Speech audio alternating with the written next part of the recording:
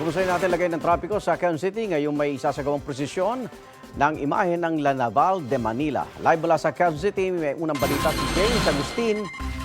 James! Igang, good morning mga deboto ng Our Lady of the Holy Rosary, La Naval de Manila. Dito po yan sa Santo Domingo Church para nga dun sa pagsasagawa ng prosesyon sa imahe ngayong umaga. Alas 7 ngayong umaga, dadalhin ang imahe ng La Naval de Manila mula Santo Domingo Church patungo sa Basilica Menore de Santuario de San Pedro Bautista sa Barangay Damayan. Iikot din ang imahen sa iba pang distrito sa mga susunod na araw bilang bahagi ng fiesta. Sa abiso ng Quezon City Government, asahan na mabigat na daloy ng trapiko sa Santo Domingo Avenue, NS Amoranto, Don Ramon, iba pang kalapit na kalsada patungo Del Monte hanggang makarating sa San Pedro Bautista. Mula po yan alas 7 ngayong umaga hanggang alas 9 na.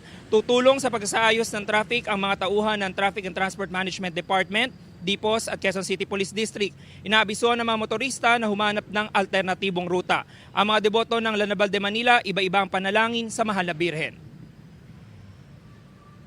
Nakakatuwa na of course si Mama Mary ay dumadalaw sa mga distrito ng QC para napapalapit ang mga tao sa kanya. Yes.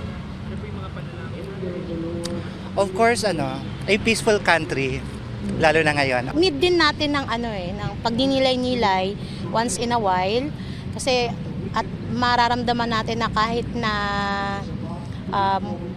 walang minsan nakikinig sa atin, merong isang simbahan or andyan si Mama Mary para makinig sa mga problema natin. Samantala, Igan, sa mga oras na ito ay nailagay na dun sa sasakyan yung imahen ng La Naval de Manila. Tinaantabayanan yung pagsisimula ng prosesyon. Sa araw ng linggo naman po, October 12, ay yung mismong araw ng fiesta kung saan magkakaroon ng grand procession bandang alas 4 ng hapon. Yan ang unang balita mula rito sa Quezon City. Ako po si James Agustin para sa GMA Integrated News.